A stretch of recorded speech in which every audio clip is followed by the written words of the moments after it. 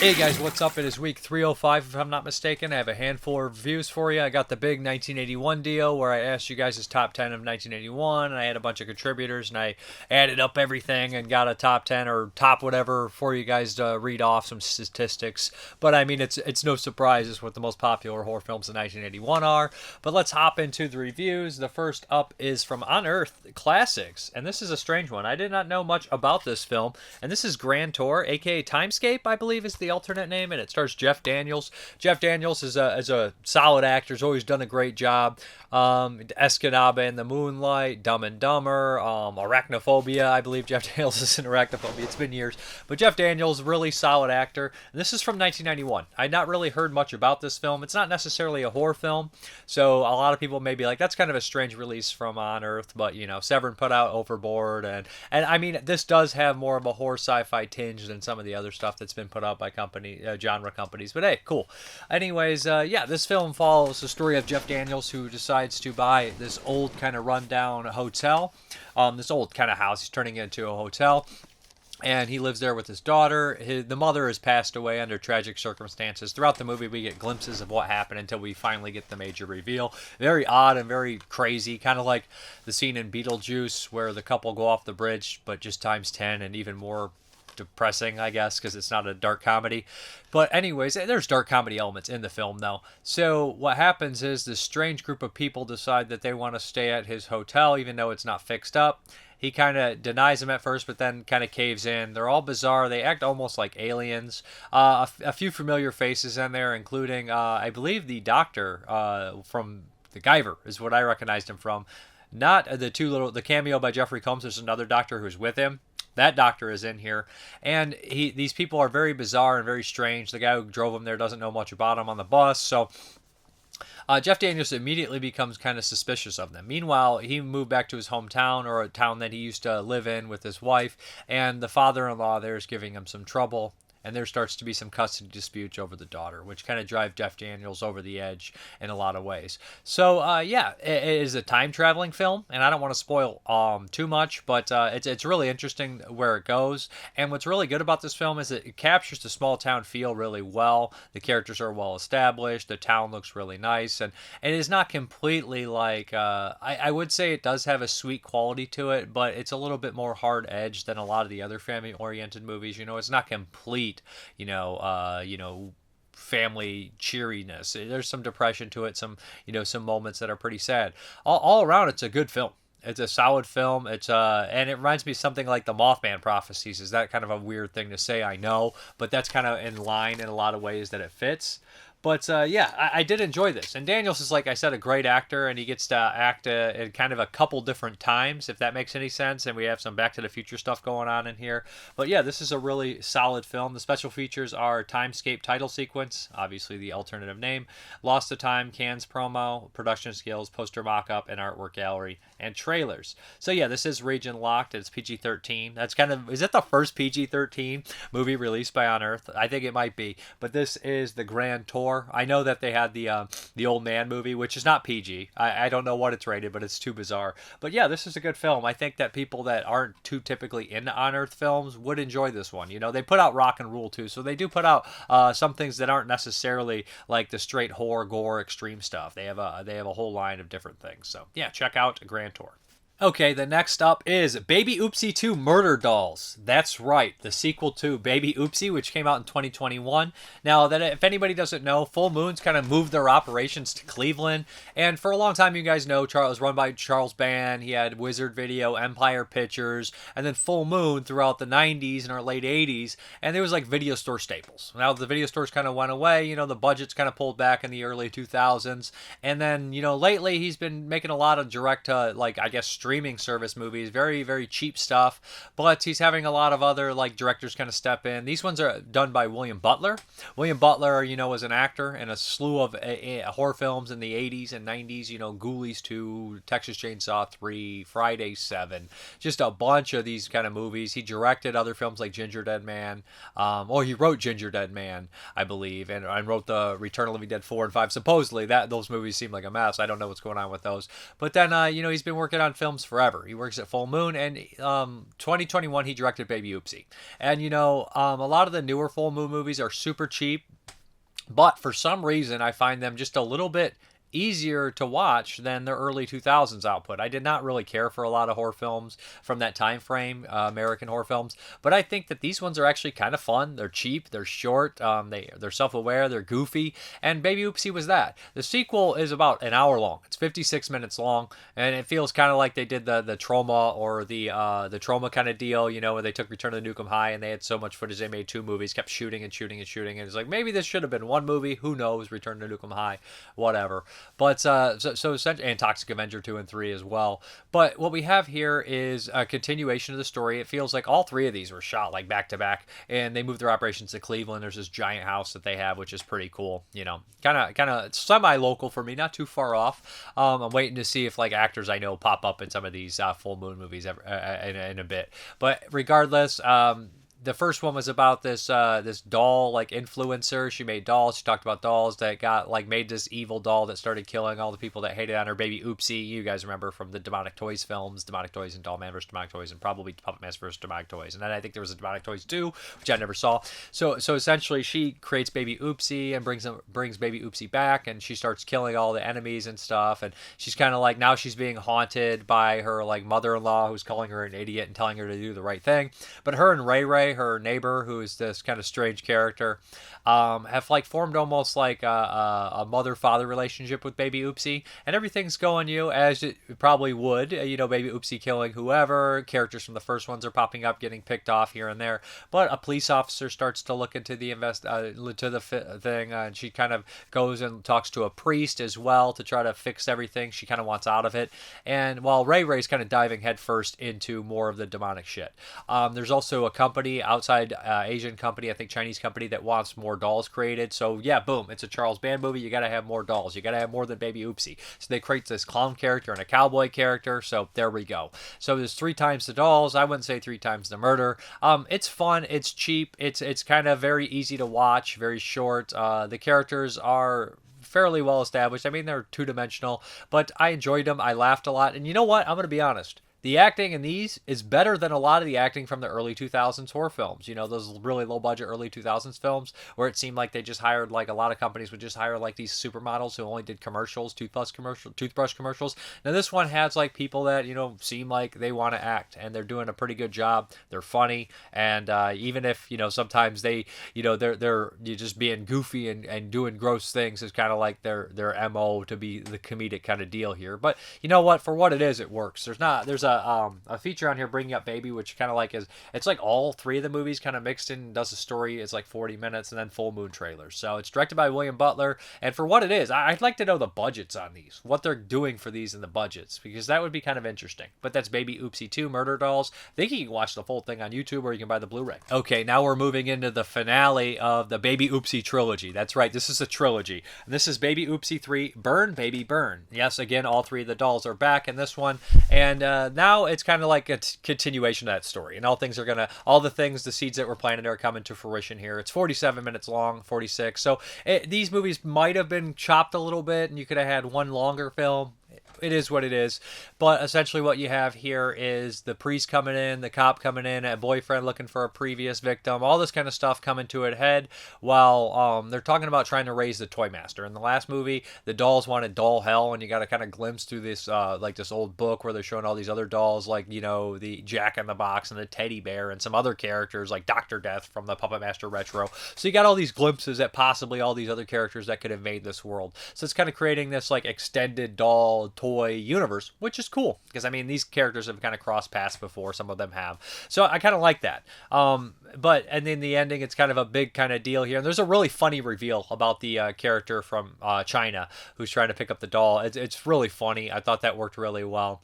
And there's even a demonic possession. It's kind of true in a lot of ways to demonic toys, and in some ways, like the possession, the demon, the trying to raise hell, all that stuff. And, there's some CGI effects here, and they're okay. I mean, for what it is, you got to think this movie's super low budget. It can't cost too much.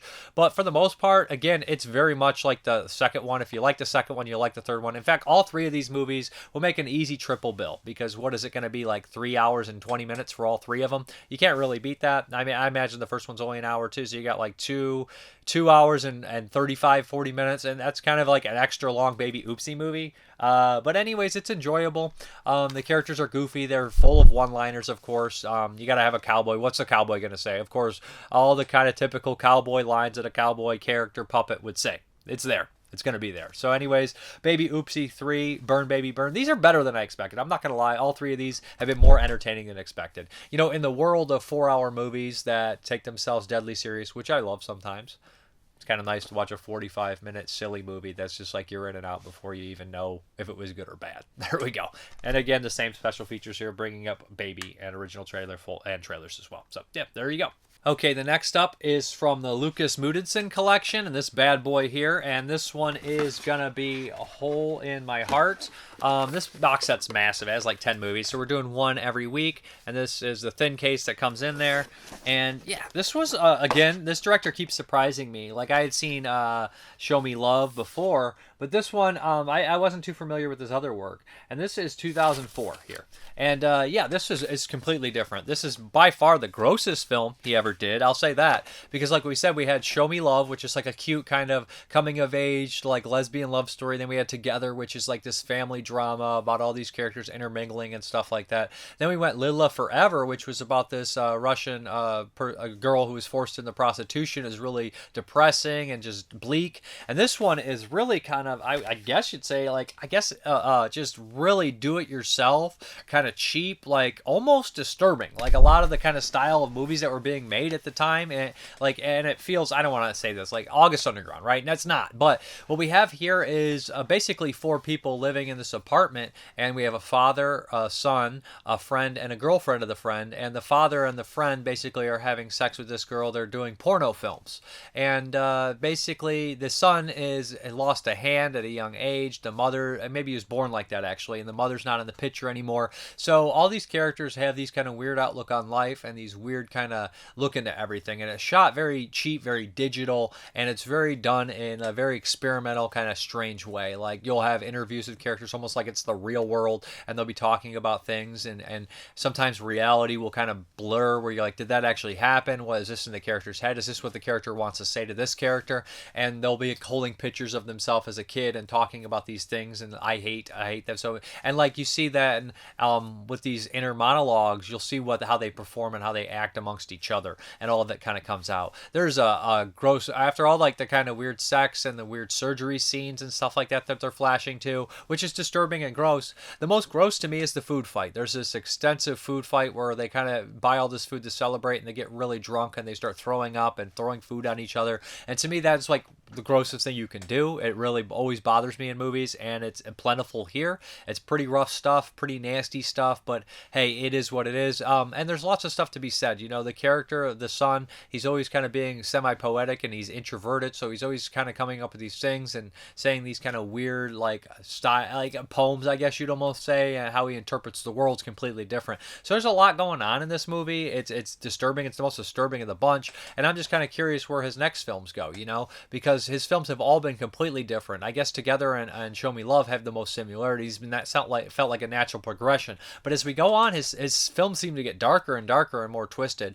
And like this might make a good double feature with what is that movie? Evan's Ecstasy, which is a strange film with Danny Hudson. I could see some of that in here too. Just kind of the weird film techniques and just the kind of like that's different in a lot of different ways. That's kind of a look into Hollywood, but this one is just strange and bizarre, and I think this one would appeal to like kind of the disturbing, like independent, like kind of crowd that likes like the nasty do-it-yourself weird films that I'm used to, that something like On Earth would put out. But this is A Hole in My Heart, which is kind of strange, different than I expected, completely different.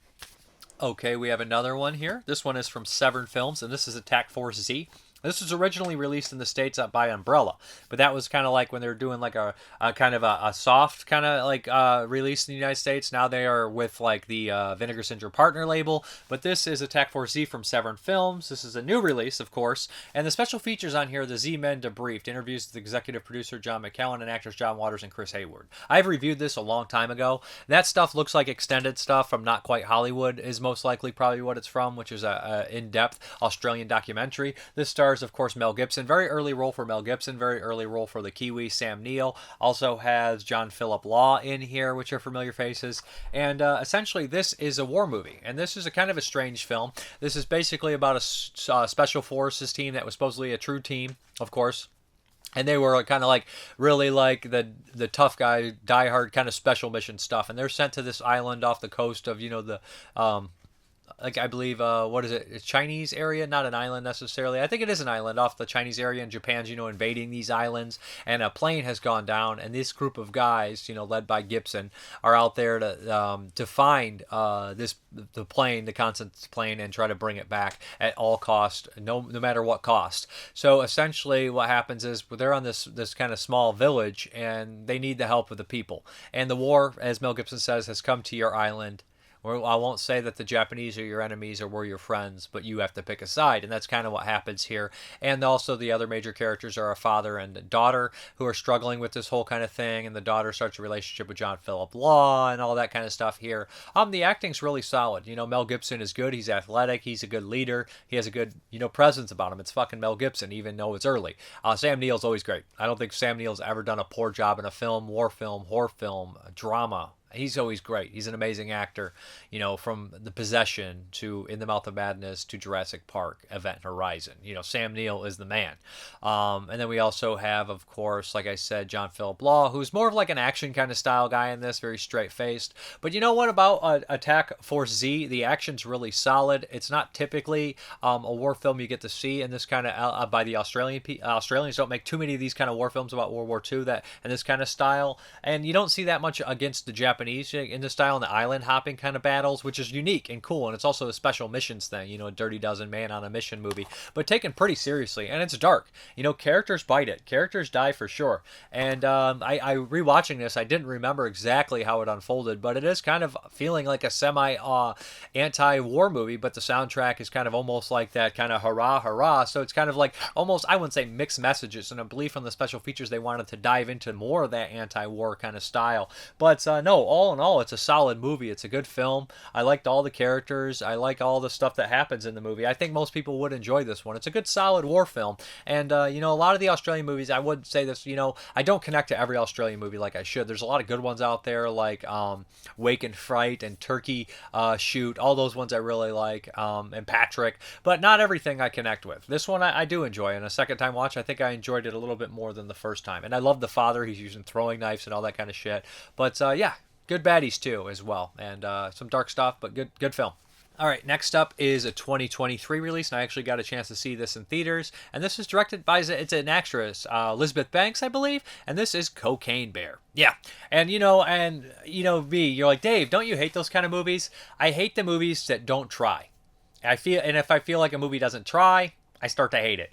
Now, Cocaine Bear, I could tell by the budget and all these kind of things. Maybe somebody would say, oh, that's just heartless. It doesn't seem like it has anything to it. But I could tell that this movie looks like a lot of people were putting effort forth, and it has a good cast. And it just seems like the kind of movie that maybe they're going to up their game in this kind of style of thing. And I really think it was. Now, Cocaine Bear is a comedy first. It's a comedy, maybe action, horror, thriller. But it's mostly a comedy. It's very silly comedy, very ridiculous characters. It's based on a true incident. Okay, the incident it is very, some cocaine fell out of a fucking plane. A guy tried to jump, he died, and buried a bunch of cocaine and died.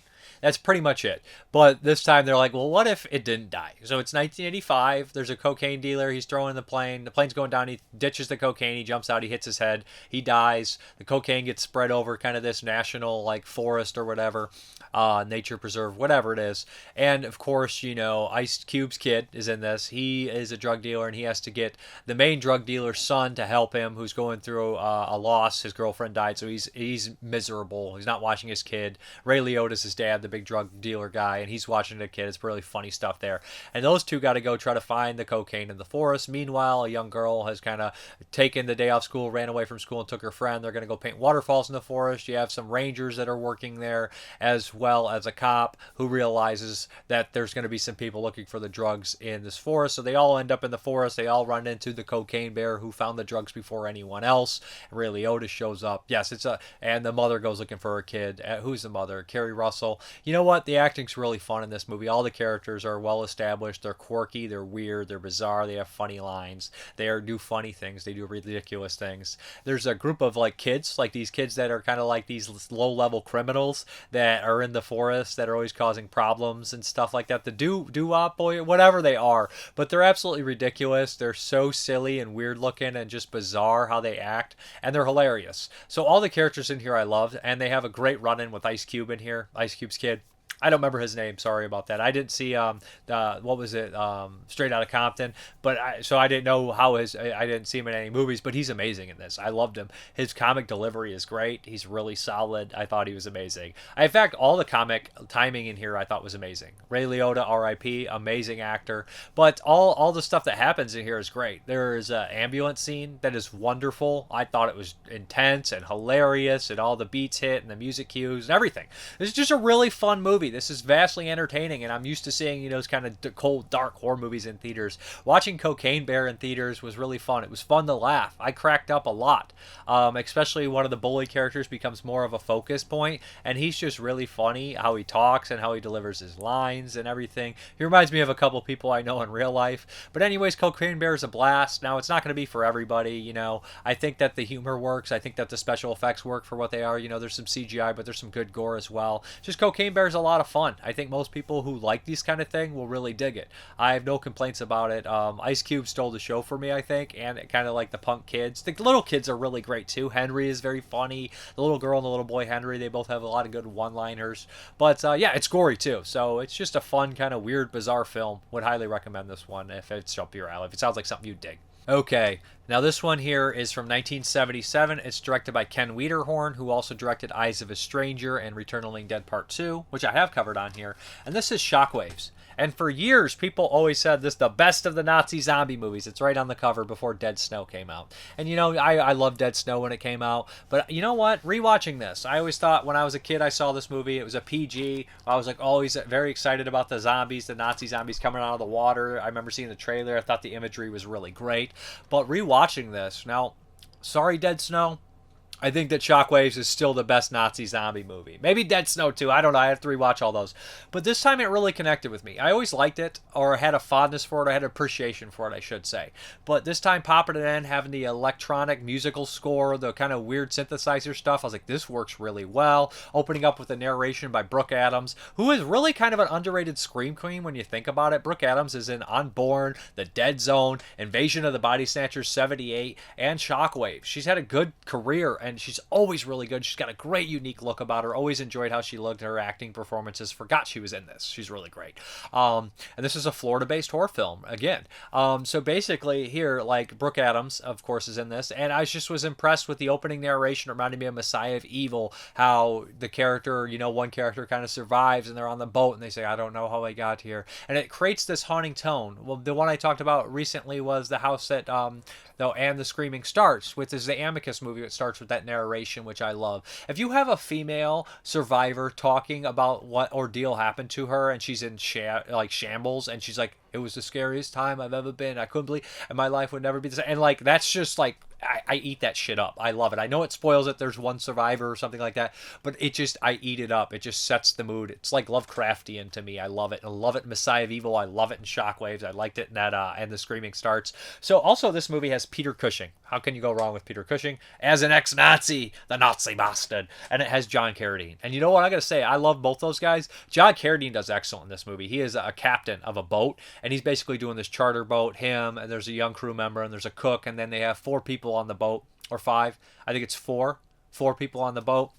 And essentially, it's 2 pairs, 2 couples, one in Brooke Adams and her husband, and one in this kind of nerdy guy and his wife, and basically just, I wouldn't say nerdy, but kind of nervous, kind of always like high, anxiety guy. And basically, they have this small boat, and Carradine, there's this weird thing that happens that kind of sets them off. They find this like wreckage of this ship, and they're like, "What the fuck is this?" And everybody's paranoid. This is a PG movie too. They go for more classy kind of horror, scares instead of different things, which is crazy because all 3 Ken Wiederhorn kind of horror oriented stuff, maybe Dark Towers 1, 2. I've not seen horror, but that's like a weird kind of half directed by him or not. But his horror films are all completely different styles and everything like that. So, and 2 zombie films, and they're completely different. So essentially, Carradine is just like, it's just what happens. And Carradine's got that wonderful voice. He's really good in this, and I feel like he wanted to play a boat captain, so like he really dives into the role, and he's got great scenes and great moments. But so anyways, they end up like getting stranded because they wake up in the morning and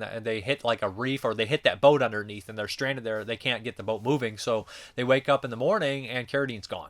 They don't know what the fuck's going on, so they decide to go to the island, and they kind of realize some stuff that's going on, and they have this lifeboat that has like a glass underneath, kind of the charter boats that would show you stuff, and so you see cool shit underneath the boat sometimes, and they get to this island, and they find this abandoned house, and Cushing's there, and he starts to kind of explain to them, he's like, you guys, you have to leave no matter what, and before long, they reveal that, there's been these experiments during World War II, and they basically, the Death Corps, and they made all these Nazis special ways to be able to go over any terrain they want. So they're like these kind of like the original title is Almost Human, which is a great title, and that's also the name of an Umberto Lenzi Polizio. That's a Eurocrime film, which is great too, with Tomas Milan. But this is different, so basically these Nazis were almost human at one point. So that's a great line in the film, and they can hold their breaths and go underwater. So you have all these zombies, these Nazi zombies popping up with goggles and just attacking people, pulling them into the water and drowning them. And as like cheesy as some of the deaths are, or it's not cheesy, but just they're very effective, being pulled under the water, and then the stillness comes in with that score. They set up some genuinely really creepy scenes and scares, and it's just terrifying while these Nazi zombies pick off all the characters they can.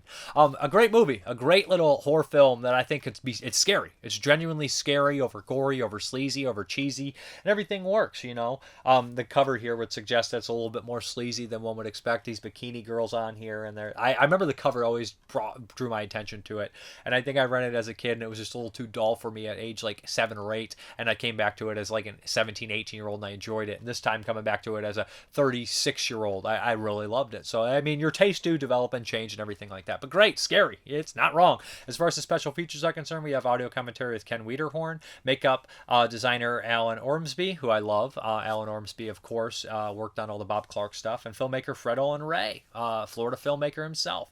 It's cool too that this one has the Florida feel, but it also has a colder feel to it, even though it's not supposed to be cold, because the movie has like kind of a degraded quality. It looks like it's been, the film print was maybe low budget or just beat the shit out of. Nazi Zombies on a Bridge, interview with cinematographer Ruben Train, Notes from the Undead, interview with composer Richard Inghorn, who did a bunch of stuff. Soul Survivor, interview with star Brooke Adams, I liked her talking about this. From Flipper to Shockwaves, interview with star Luke Halpin, and theatrical trailer, TV spot, radio spots, poster, and still gallery. Great movie from Blue Underground. Looks great on Blu-ray, sounds great. Although it does seem to have maybe some budget constraints originally when it was made on the stock of film. But it gives it a nice look too. All right, we're going to get into these 1981 movies.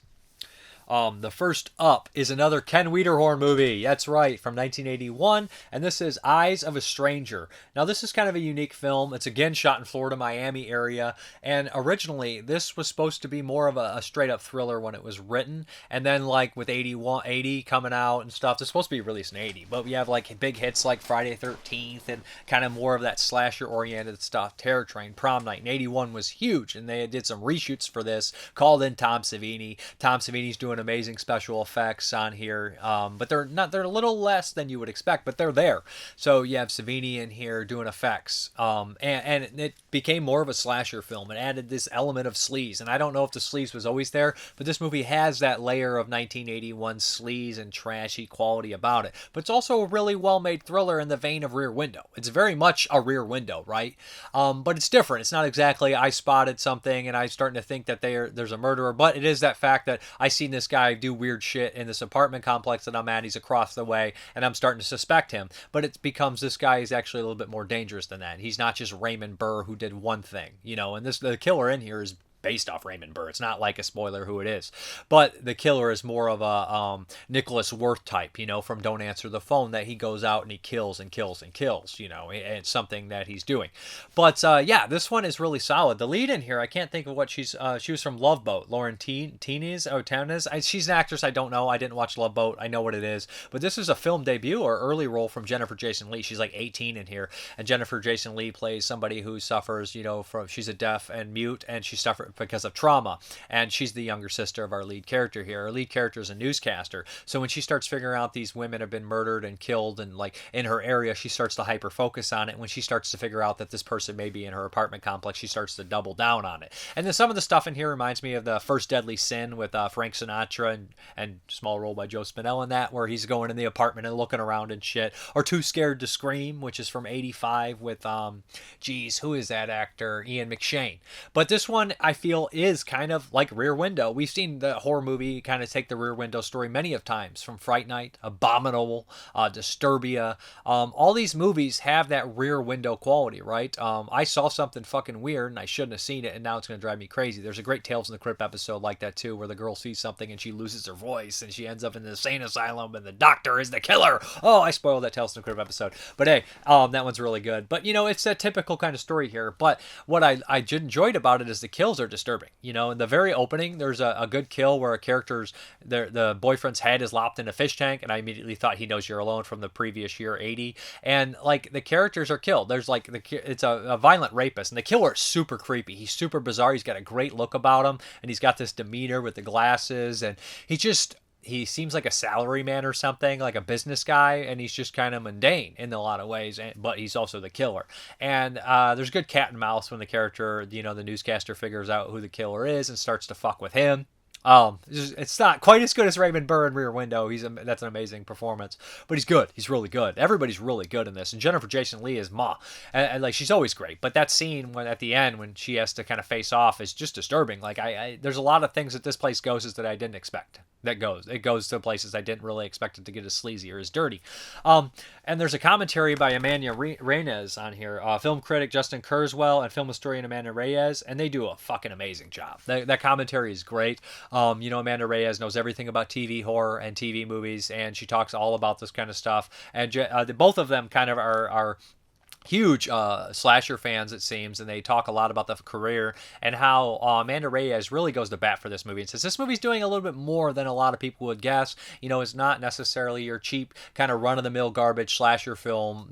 She doesn't feel that way about slashers, but she's saying that they would call this. It's kind of a movie that's many different things, and that's kind of why it probably never really found the success it should have. This is a Warner Brothers film. She mentions that Warner Brothers tried to pick this bad boy up because the success of Paramount had with the Friday movies. She also mentions that, Warner Brothers actually distributed Friday overseas and all the different places, which I didn't know. So you learn something new from these commentaries every time, which is awesome. Also, besides that commentary, there's an audio interview with composer Richard Einhorn, who did the score for Shockwaves, which they watch on television here, and actor Peter Dupree. Turning the Tables interview with director Ken Wiederhorn. Sunshine State Stalker interview with actor John DeSanti. And then there's also an interview with Savini, and they both kind of talk about and Dean Gates. But Savini and DeSanti, the actor, talk about some problems they had on set at the end special effect, which is a really good effect. But anyways, really good movie. I had seen this years ago, did not remember anything, and it was better than I remembered. Eyes of a Stranger, good stuff. Enjoyed it quite a bit. And also we have that whole thing here with a mute kind of deaf character. There's so many movies like that, which is kind of a trope in horror films. But hey, it works, right? Okay, next up is from 1981 as well, and this is by Oliver Stone. This is the first time watch. I never had seen this one. This is The Hand, starring Michael Caine, Bruce McGill. Who else is in here? Andrea Markovich, And yeah, so this one I had never seen. I always, the lost appendage killer kind of movie, the severed arm, body parts. There's a lot of these body bags. There's always weird appendages doing bad things, idle hands. Yeah, I like these kind of movies. So here we go. The Hand stars Michael Caine. This is almost nearly 2 hours long. I think it's based off a novel. That's according to Oliver Stone. So basically, Michael Caine he draws comic strips, and he's having some turmoil with his wife, and they're driving, and there's a car accident, and it knocks his hand completely off. His hand is severed. They never find the hand. Obviously, this is going to bother him. He does comic strips, and pretty soon, they start to talk about kind of taking the comic strip he draws, away from him. And, the character in this comic strip is kind of like a Conan style guy. He just very much doesn't think about his feelings. He's not introspective. He's just very brash and abrasive and just follows his instincts. And you kind of get the idea that Michael Caine is somebody who has this deep kind of darkness within him. And the hand, of course, it's still moving. It's still alive. It's still out there. It's going to carry out Michael Caine's deepest, darkest desires, the people that cross him, the people that upset him, the things that he wants to do, these dark kind of feelings, this yin and yang. The hand's going to be the bad part of that. So that's kind of what happens here. But there's always these scenes where we cut to the hand, or we cut to flashes of Michael Caine's darkness, like this black and white kind of dream sequence where he blacks out, it kind of gray out, I guess, what you say in the film, and you see these little flashes of what he's carrying out, what he's doing. But basically what he is doing is kind of more so like the hand's point of view and all that kind of stuff. It's pretty cool, actually. Bruce McGill is great in this. Bruce McGill is in a million movies. He's in one of my favorite Tales from the Crypt episodes, Blue Diploma. Blow me.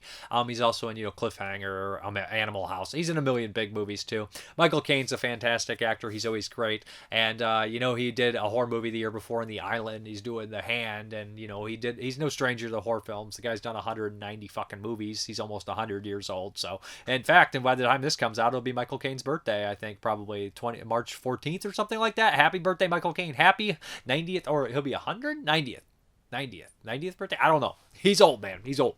But he's great. Yeah, and in fact, the acting's all really good in this. The score's really good. The look of it's really good. This is just a really solid horror film for me. No complaints. And, it kind of gets into the psychological game for sure. And, there's a big exposition dump by Bruce McGill. But it works really well. He's a psychologist. He says, you black out. Maybe you're following these kind of subconscious desires, which was always kind of a thing that they would have. But anyways, The Hand is really solid 1981 horror film. I'm glad I got to watch it. There's an interview with Oliver Stone on here.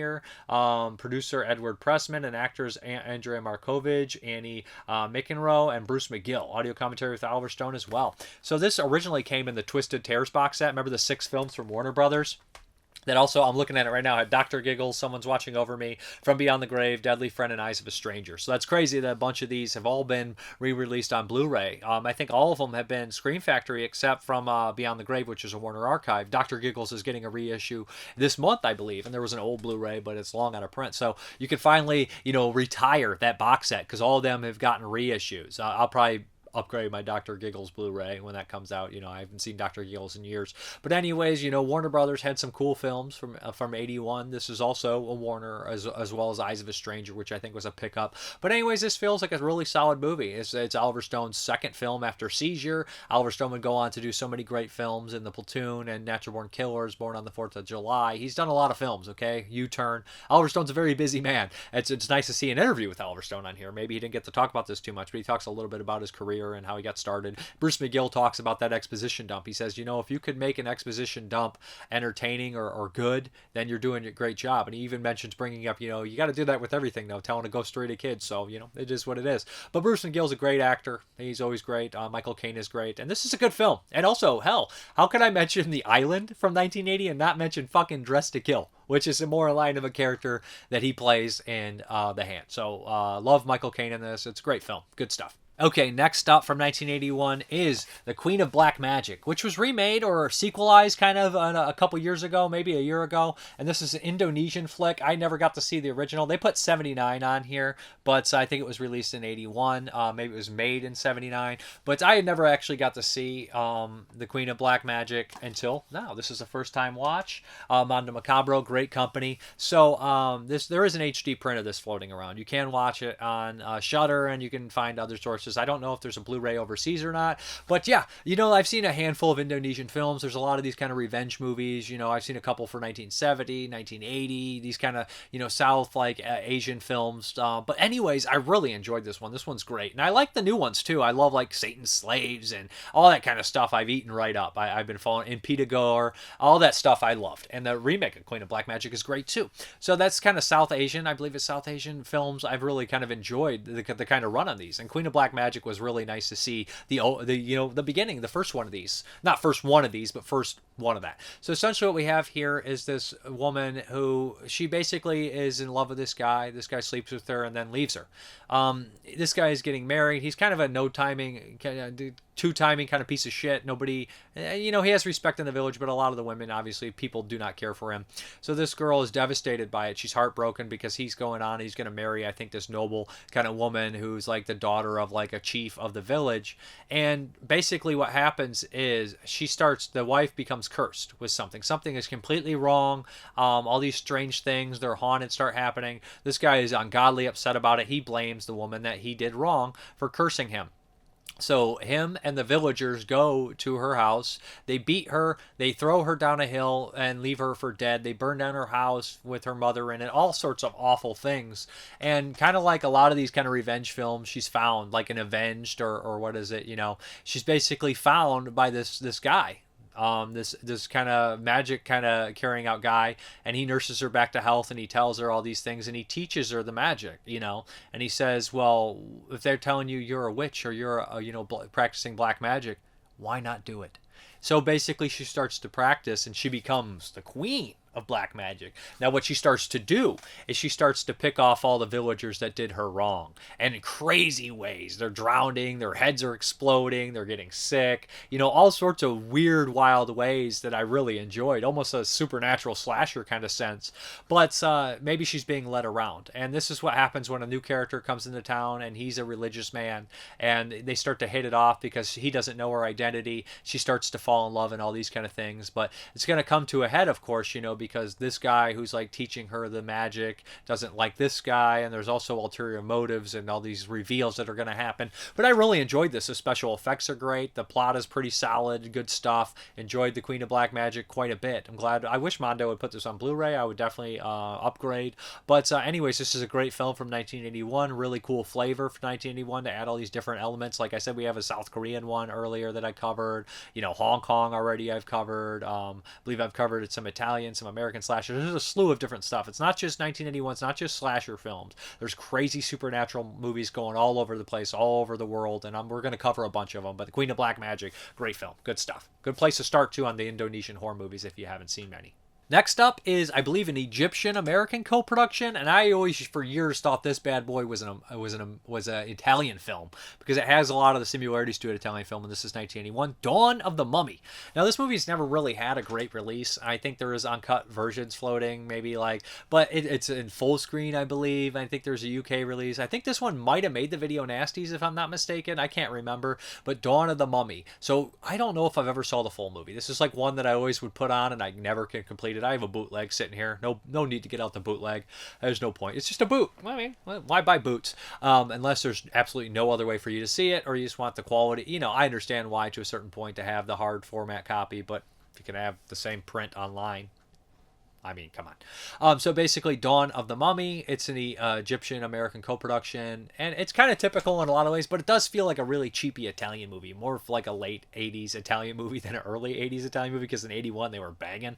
So maybe not all of them, but most of them were banging. Burial Ground, Beyond, all sorts of good stuff there. So basically, we have a group of criminals that want to break into this Egyptian mine, and they're looking for gold. It's so funny that they get in, and of course there's a curse on it. It's a mummy movie. There's a curse on the fucking the tomb, of course. They break in, and they're like, "This stuff is worthless," and it's all this like priceless, ancient, antique shit. And they're like, "This is garbage stuff. We want the gold." You're just like, "Fuck, shut up! That stuff is worth gold. You can sell that and get your own gold." But at the time, a lot of people just raided these tombs, and no one gave a shit. Archaeologists and criminals, all this kind of shit. So these three kind of goons are in there, and there's also a private guy who's paying for everything. And over time, like, they don't really find anything right away. A couple people do end up dead in gross kind of ways, because there was a gas in there that they blew up. So this is really stupid. I can't believe this is the plot. But there's a group of people out there basically shooting a model, like they're doing a model shoot, like 5 or 6 of these like photographers and models and everything, and they see like they're over there, they can't find good shots, and they're like, what is that? And they go over to the criminals and they're like, we want to shoot in the Egyptian tomb, and they're like, fuck, they don't want to blow their cover and show that there's goals, as they let them do it, but they're trying to sabotage them. Of course, at this point the mummy starts to come out, and the mummy starts to pick off people here and there. It drowns a girl swimming. There's some nudity in here as well.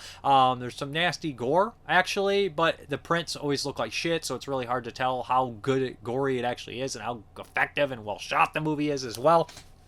But the end actually has a climax because the mummy raises the dead in the area, and we kind of have a full-blown zombie film where zombie and mummies are kind of walking around ripping apart this party, which is really cool, and it's the best part of the film, right? And it's cheap, though. It's goofy. The characters are over the top. I would like to see a good print of Dawn of the Mummy, to be honest. I think it could do this one wonders. I'm not saying it's going to be a 4 out of 5 or something like that, but maybe it can bump the fucker up to a 3, maybe a 6.5 out of 10, because right now, I mean, the quality and the everything that's going on, it's like, what the fuck is going on? I mean, the quality's never been great on it, and the gore, and just like a lot of context. I'd really like, a special edition of this one I would buy immediately. I'd love to see Vinegar Syndrome or Arrow put it out, but I don't know if there's lost elements or there's distribution problems, or maybe they just don't think it's going to sell well as Dawn of the Mummy. Obviously, Dawn of the Dead success, they're like, well, we got Dawn of the Mummy, and like it goes on that there's some mummy movies that really, like, the last 20 minutes are amazing on this, but nothing else really happens all that much. It's kind of a little boring and tedious. I love the Egyptian look and everything like that, but it just doesn't really work 100%. I'm going to be honest. I mean,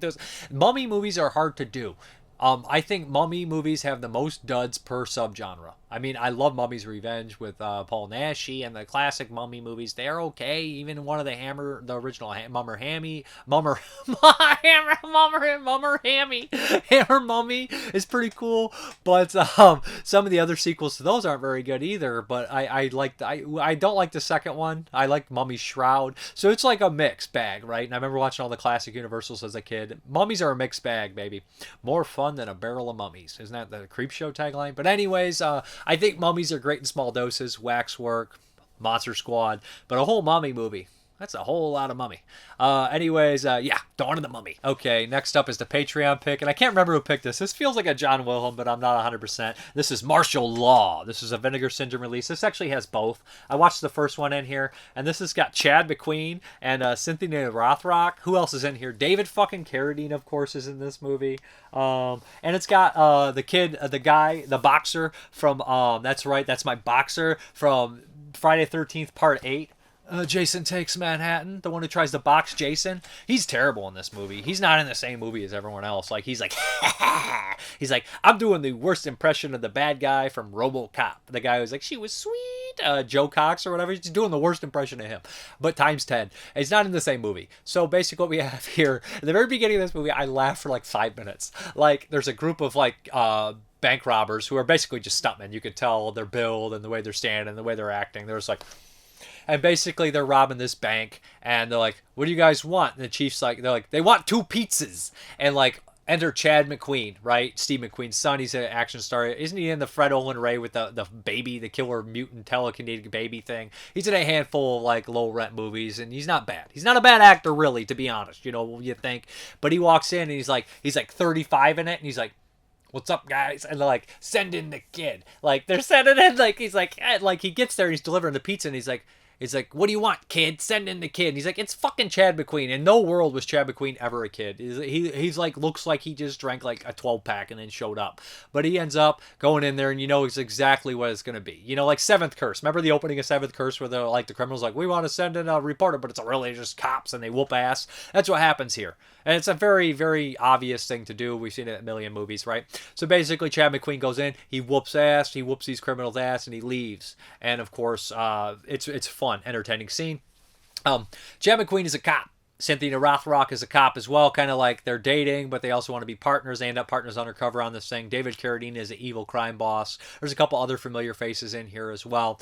But essentially what happens is Chad McQueen's younger brother has been getting involved in criminal activity, and he's sticking his neck out for him, but he gets directly involved with this huge kind of crime boss in David Carradine, who's fun in it. David Carradine's fun in it. I wouldn't say, a lot of people like, he always sleepwalks, but, he's solid in it. He's kind of the quiet, mean, kind of spirited villain who doesn't give a shit. He's very unemotional. He does that well. Does it good here, too, of course. So essentially what happens is, Chad McQueen's trying to figure out what's going on with his brother. He gets directly involved with the criminals. Some people end up dead. And there's just kind of some big shootouts at the end. There's some big action sequences. Professor Harold Cicada. It's not Harold Cicada. Fucking what?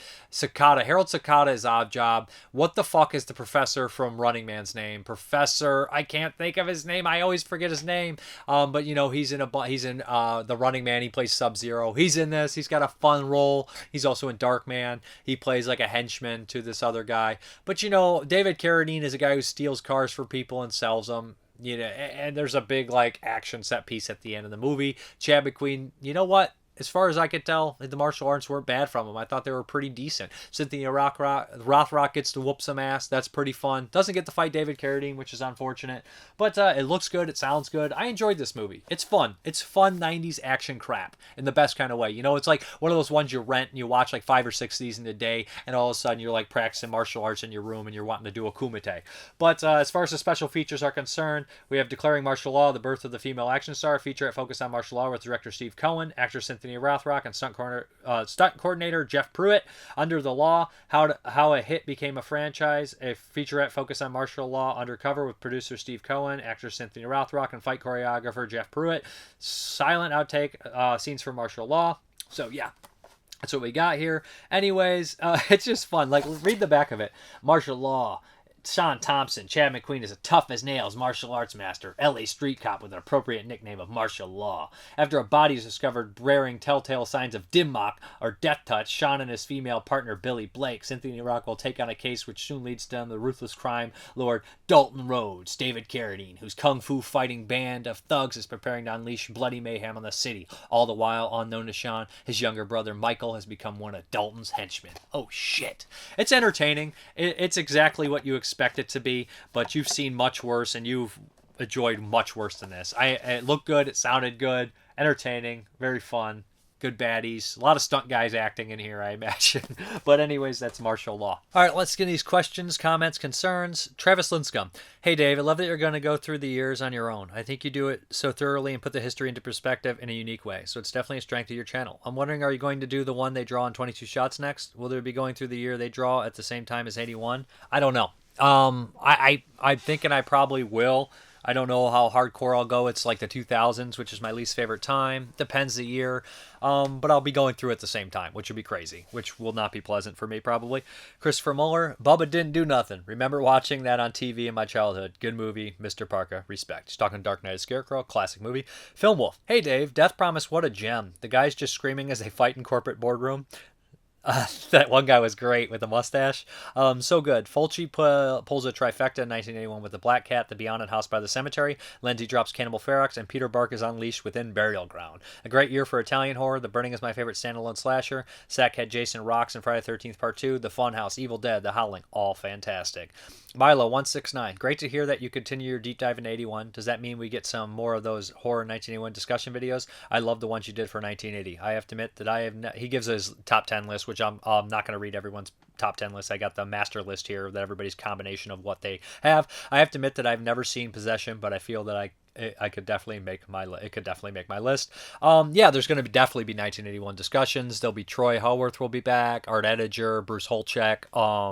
I'm sure that Duncan McLeish will come back too. I got to ask Duncan and some other people as well, James L. Edwards. And also, like, if there's anybody that you've seen on the channel or anybody that I know or you think would be great on the channel for that, I'd love to have some new people come on and discuss some movies too for 1981.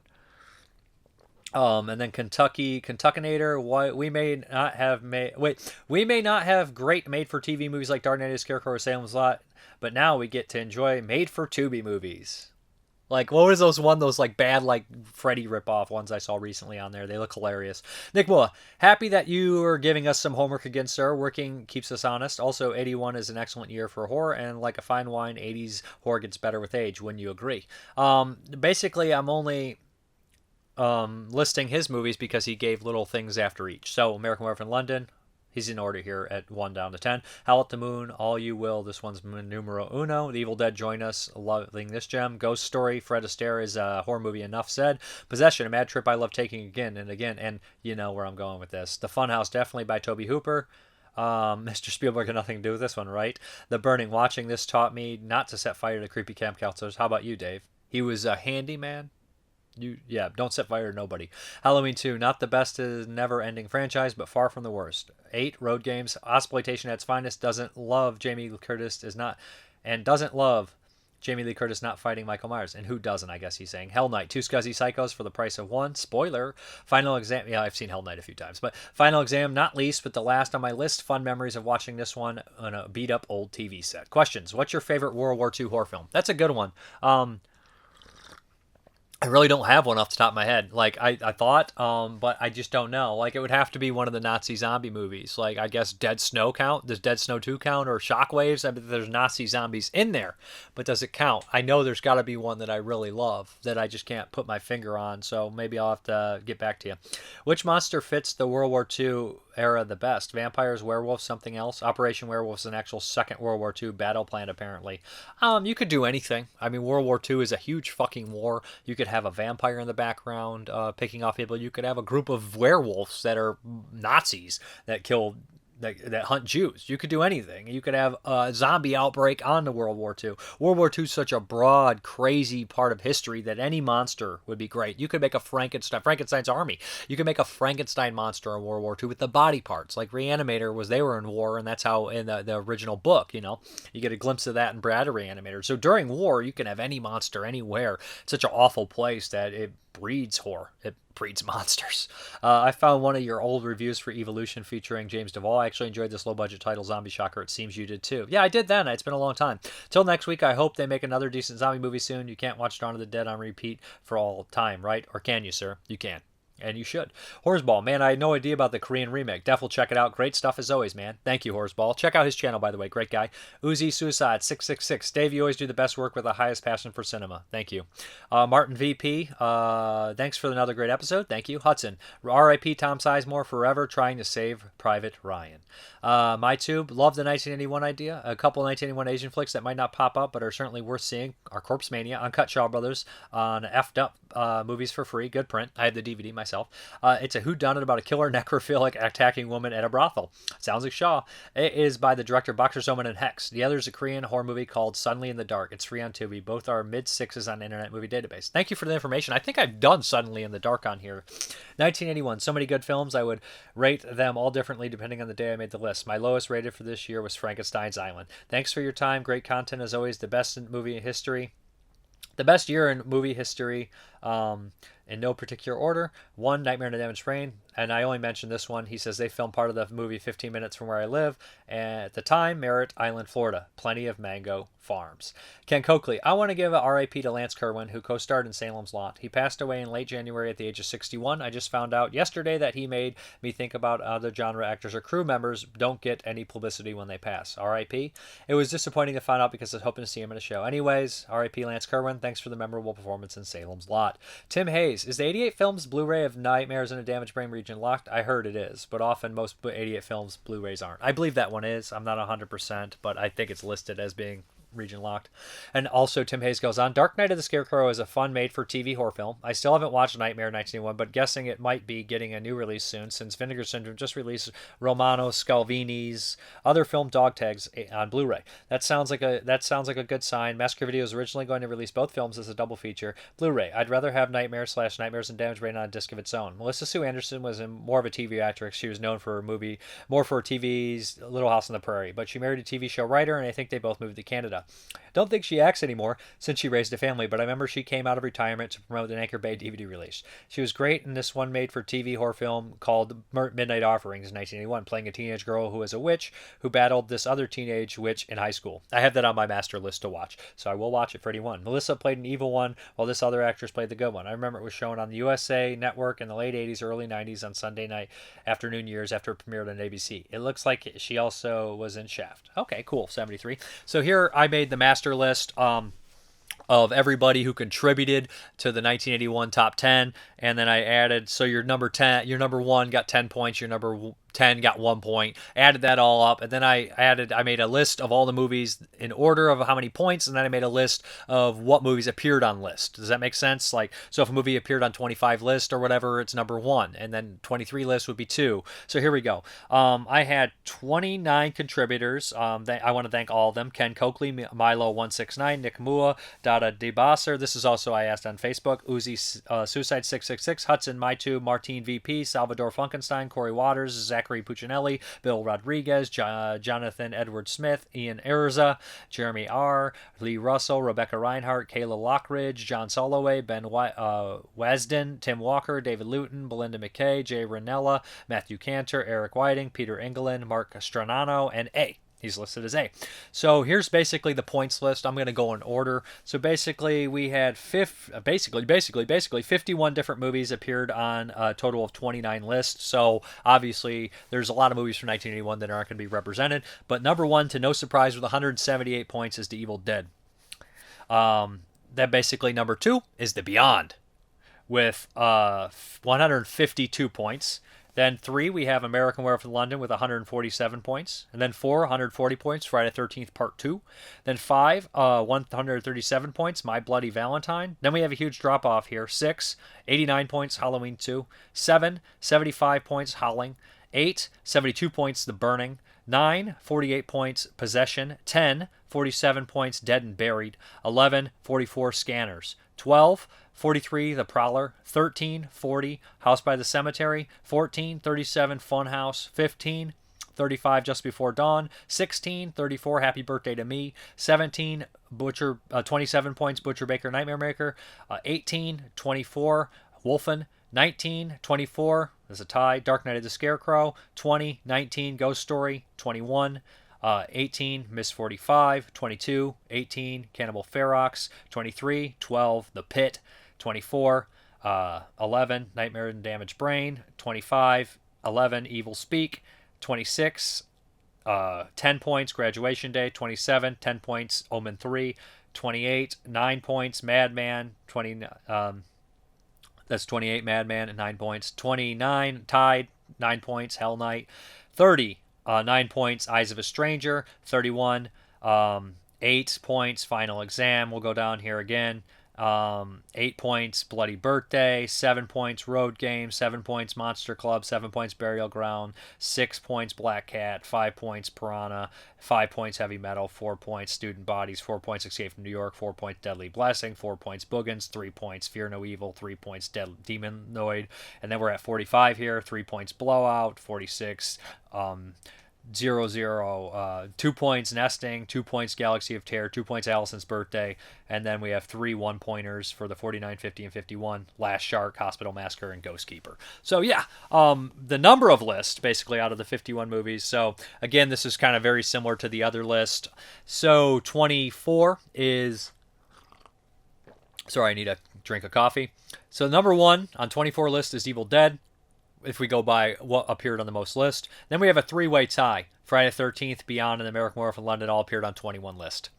Then we have 18 list, My Bloody Valentine. 17 list, The Burning. 16, Halloween 2. 13 list, A Howling. 11, Scanners. 11, Prowler. A 9 list, House by the Cemetery. 8 list, Happy Birthday to Me. Dead and Buried, both at 8 list.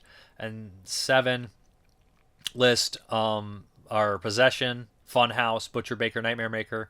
Then we have at 17, Just Before Dawn on 6 list. Dark Knight of Scarecrow, 6 list. 19, Wolfen, 5 list. 20, is basically Ghost Story with 4 lists. Then we have Hell Knight, Final Conflict, Omen 3, Cannibal Ferox all on 3 list. And then we have Road Games, The Pit, Nightmare and Damaged Brain, Miss 45, Madman Graduation Day, Final Exam, Eyes of a Stranger, Evil Speak, Deadly Blessing, Burial Ground, The Boogans, Bloody Birthday, Student Bodies, Bloody Birthday, all on 2 lists. Then we have the 1 listers, Student Bodies, Piranha 2, Nesting, Monster Club, Last Shark, Hospital Massacre, Heavy Metal, Ghost Keeper, Galaxy of Terror, Fiend of Evil, Escape from New York, Demonoid, Blowout, Black Cat, Allison's Birthday, all on 1 list. I feel like I didn't mention the Boogans. Oh yeah, the Boogans was I got 4 points. So that's basically it. That's all the 1981 kind of stuff there. Now I want to ask you the question of the week. What is the worst horror film from 1981? What is it? What is the one that you can't stand? So that way I can see if I match up with you guys. And it's kind of a small update, so I'm going to do it right here. Just kind of take care of everything. I had to upgrade some 1981 movies if I'm going to be watching them for 1981. First up is Escape from New York by the legendary director John Carpenter. An absolute classic, an amazing cast with Kurt Russell, Donald Pleasance, Isaac Hayes, Harry Dean Stanton, Eli Wallach. Isn't Eli Wallach, or is it Lee Van Cleef? I think Eli Wallach's in here as well. Maybe I'm mistaken. They're both not in here. Fucking Ernest Borgnine. Anyways, amazing fucking movie. Classic. I haven't watched it in a long time. Also upgraded Tobe Hooper's Funhouse on 4K. Both those are Scream Factories. They are. I've not watched this in years. Looking forward to watching this in 4K. I remember liking that one too. And last, certainly not least, this looks amazing. Project Wolf Hunting. This looks like a 2-hour crazy epic gore action zombie film on a boat. It's a South Korean movie. I'm very excited for this. Didn't even know it was coming out until I saw the trailer. Amazing. Project Wolf Hunting. So it looks amazing. I hope it's amazing. But anyways, we're out of here, guys. All right, guys. Thank you very much for watching. And as always, have a good one.